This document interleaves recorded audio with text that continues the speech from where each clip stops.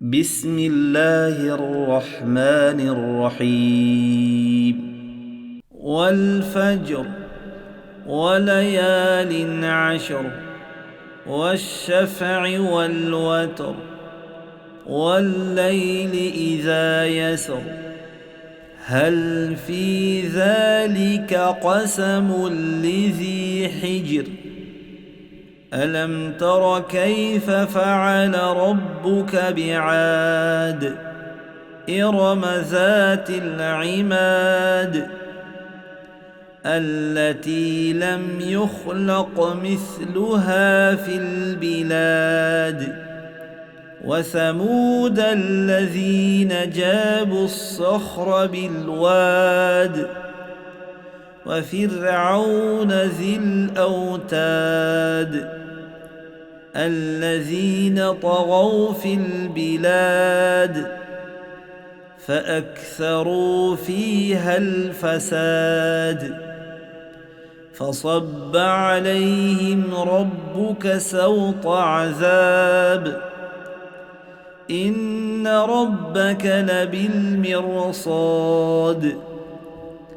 فأما الإنسان إذا ما ابتلاه ربه فأكرمه ونعمه فيقول ربي أكرمن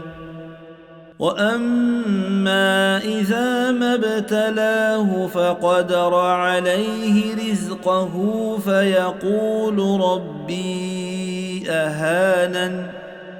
كلا بل لا تكرمون اليتيم ولا تحاضون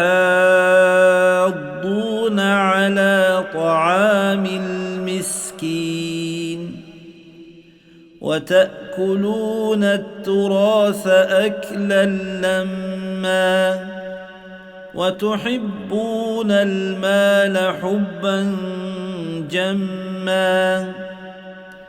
كلا إذا دكت الأرض دكا دكا وجاء ربك والملك صفا صفا وجيء يومئذ بجهنم يومئذ يتذكر الإنسان وأنى له الذكرى يقول يا ليتني قدمت لحياتي فيومئذ لا يعذب عذابه أحد ولا يوثق وثاقه أحد يا أيتها النفس المطمئنة ارجعي إلى ربك راضية مرضية فادخلي في عبادي وادخلي جنتي.